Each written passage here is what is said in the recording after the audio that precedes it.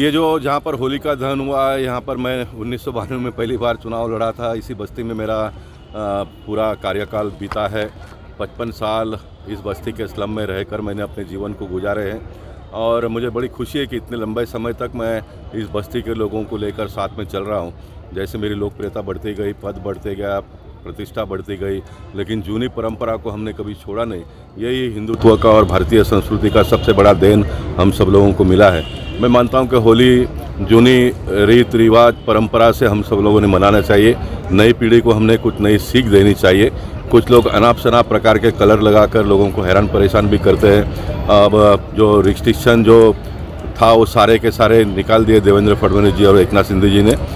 जो पहले हम देखते थे कि बड़े पैमाने पे फुगे वगैरह मारे जाते थे और उससे बड़ा तनाव भी कभी कभी पैदा होता था। मैं मानता हूं कि ये सब ना करते हुए हमारी जो जूनी पद्धत है उस पद्धत से ही हमने होली का आयोजन आज भी करना चाहिए और आने वाले दिनों में भी करना चाहिए। कई जगह पर देखा जाए, देखिए लोकशाही है देश में, देश विकास की ओर बढ़ रहा है, बहुत प्रगति कर रहे हैं हम, लेकिन महंगाई भ्रष्टाचार तो बड़े पैमाने पे पनप रहा है। मुझे अभी आने में 20 मिनट लेट हो गया।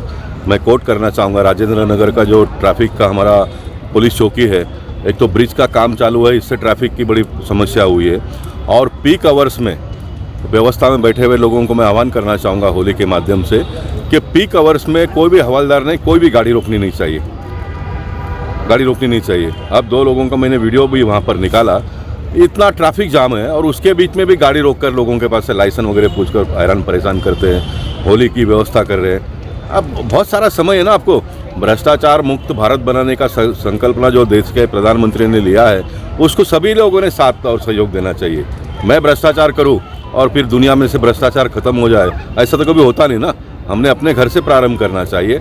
अब मुझे समझ में नहीं आता और सब लोग भी इस प्रकार से सहन करते हैं। वहीं मैं आया तो हमारा तमन नाम का कार्यकर्ता था, अब वहाँ पर उसका दुकान है, ट्रैफिक जाम होती है तो थोड़ा घर से दुकान से बाहर निकल कर आना चाहिए। जो 2-3 पुलिस, मैं 3 पुलिस लोगों को टच किया, तीनों कोई काम नहीं कर रहे हैं, तो कैसे ट्रैफिक की समस्या हम दूर कर पाएंगे। इसलिए भगवान सबको अच्छी बुद्धि दे ताकि देश के लिए अपना जो भी योगदान है, जिसका आपको तनख्वाह मिलता है, कुछ लोग तो बगैर तनख्वाह लिए बहुत सारा करते हैं, लेकिन जिनको तनख्वाह मिलता है वो तो ईमानदारी से काम करे। अब ये पुलिस कमिश्नर ट्रैफिक के जो भी होंगे उनको पता नहीं चलता है। एक सिंगल लाइन का 1 पेज का सर्कुलर निकालना चाहिए उसने। पीक आवर्स में सवेरे लोग काम पे जाते हैं तब किसी को रोके नहीं, शाम को काम पे से आते समय किसी को रोके नहीं, बीच के समय में आपको जो भी चेक करना हो चेक करो।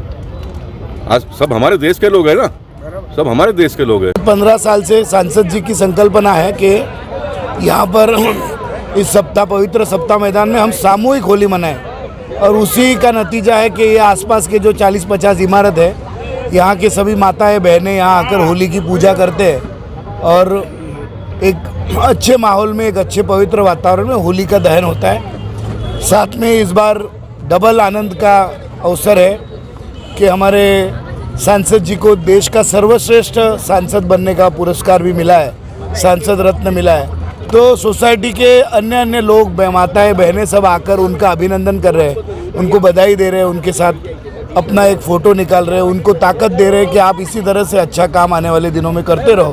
और युवक मंडल हमेशा से पोईसर जिमखाना के सहायता से इस मैदान में ऐसे अनेक कार्यक्रम करते रहता है। हम युवक मंडल की ओर से भी हमारे सांसद जी को बहुत बहुत बधाई देते हैं और उनको आने वाले दिनों में इससे भी और अच्छा बड़ा काम वो करे, इसके लिए बहुत बहुत शुभेच्छा देते हैं।